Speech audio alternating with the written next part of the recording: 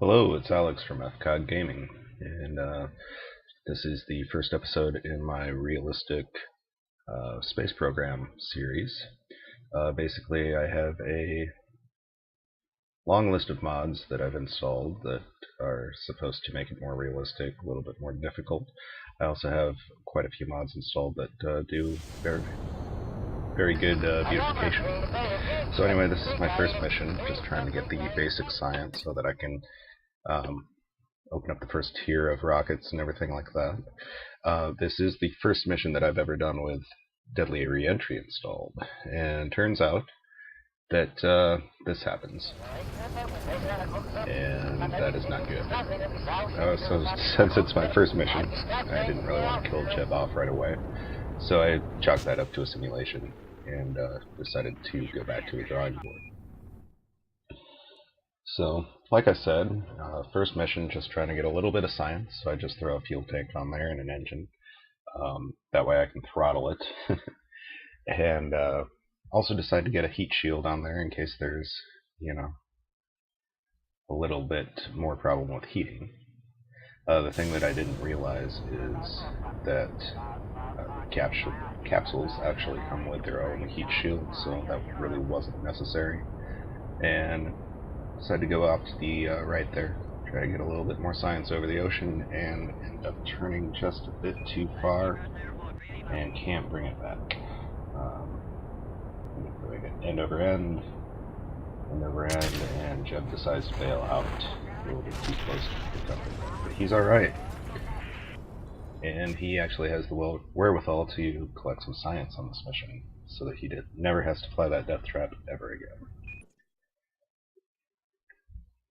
And as you can see, the runway is right there, considering that I got maybe 100 yards away from the launch pad. It was actually a fairly successful mission as far as science points go. But yeah, he lands safely, collects a surface sample from the beach where he probably just could have driven out to, or walked for that matter, and recovers the vehicle. Now, after unlocking a little bit of science, we go ahead. I tried to get it so that the heat shield does not need to stay with the vehicle after re-entry, and basically get a launch stage set up so that I can get into orbit. Just a few tanks there, an engine, some solid rocket boosters, and some stabilization fins there. Pretty standard orbiting rocket. Also decided to put an antenna on there so that I can transmit data back and not have to carry it all with me and sort through it every time that I'm looking. And here we go, solid rocket boosters doing their job. Basically, I'm just using the solid rockets for the first part of the flight and then switch over to liquid fuel afterwards. As you can see, they have quite a bit of thrust. Probably didn't need all four of them there. And yeah, at this point I was kind of worried about repeating the same mistake, but they burned out just in time, and I'm able to turn the liquid fuel on and tip over into the gravity turn.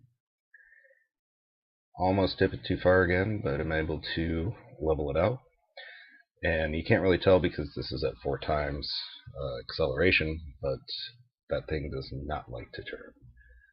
Alright, so basically setting up my maneuver node here. I wasn't paying attention, and actually my apoapse was quite high, but that's alright for a first mission.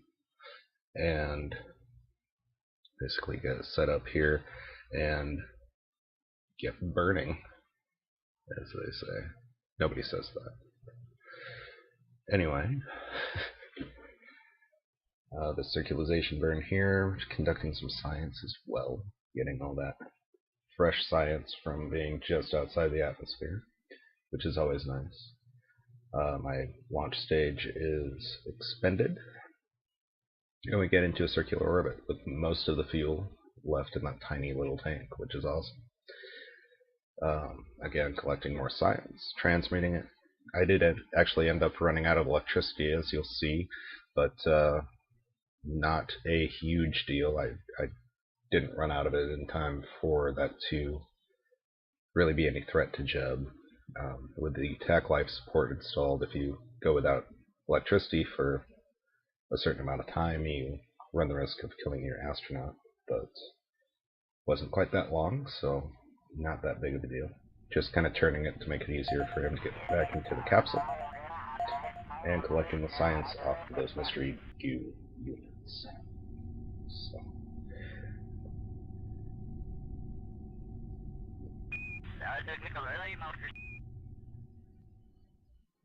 And look at that, the first Kerbal in orbit, the first Kerbal to do a spacewalk in orbit. And since I'm usually too lazy to change out the default character in the capsule, probably the first Kerbal to do a lot of things. Now it's time to do our deorbit burn, basically bring it down.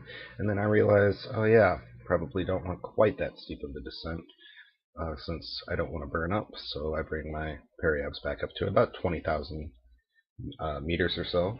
That seemed to work just fine, probably a little bit on the safe side, but it definitely works. And I'm actually able to come back down pretty close to Kerbal Space Center.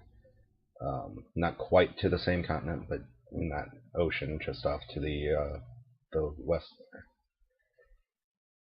And this is just me watching the temperature rise, making sure that I'm going to be alright. The maneuver stage up there, flying away. Parachute opening up, descending through the clouds slowly but surely. And finally touching down in the ocean where Jeb can get a glass of water, bring it back to the lab, and see what is in it. So this is the science that I was able to unlock with that mission. Basically, some stabilization things and some survivability, that type of thing.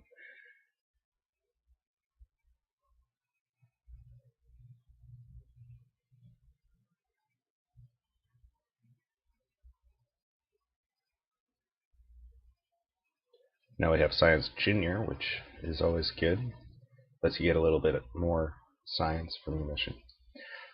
This next mission is basically going to be a clone of the last one, except for the fact that I'm going to go way up into a high orbit and just come right back down. I'm not even going to circle it out.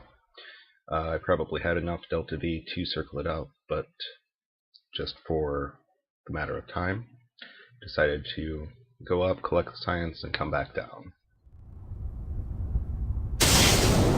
And again, I have the 4 solid rocket boosters there, and again, they're providing just a little bit too much thrust.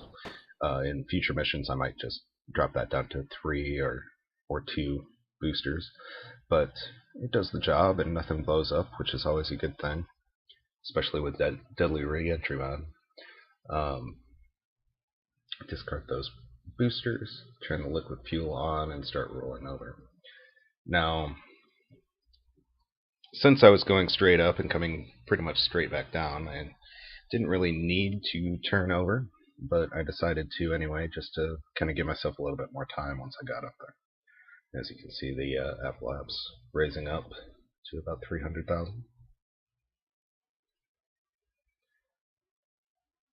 Unfortunately, we're on the night side, so Jeb didn't really get to see too much of the sights, except for the city lights that are on there.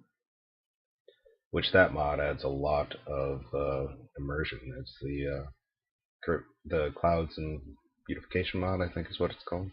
There's a link down to it, or down in the description to it, as well as all of my other mods. And just I get my paralapse there to about 20,000, and perform my experiments and send Jeb out to retrieve them.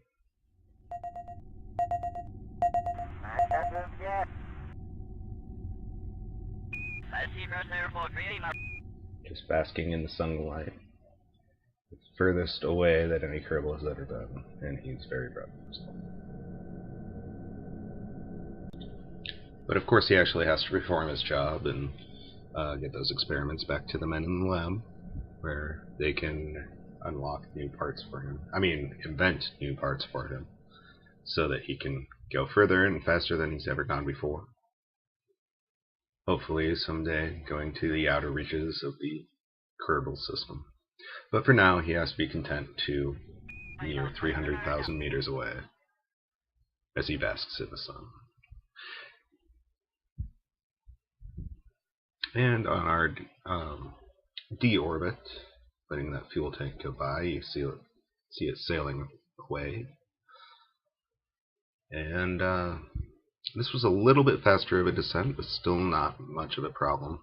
The heat shields on both of the previous models actually separated with that stack separator that I put on there, which is something that I'll have to deal with and kind of mess up, but he is safe and sound.